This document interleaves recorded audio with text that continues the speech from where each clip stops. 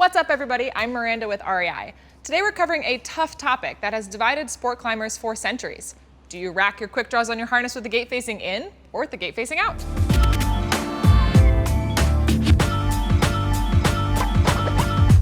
Okay, so obviously we're kind of kidding. This isn't that huge of a topic, but it is something to consider when you are racking draws on your harness. Personally, I always rack my draws with the gate facing out.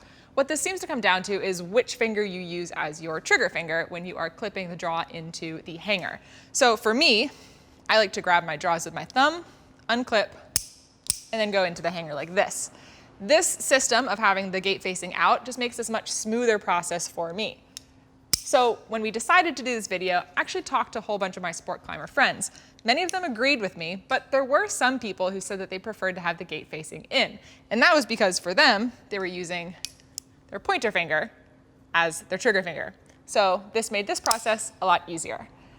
So when I was first taught to rack draws on my harness, I was taught to do this with the gate facing out. So what this might come down to is just how you learned and what you're most comfortable with.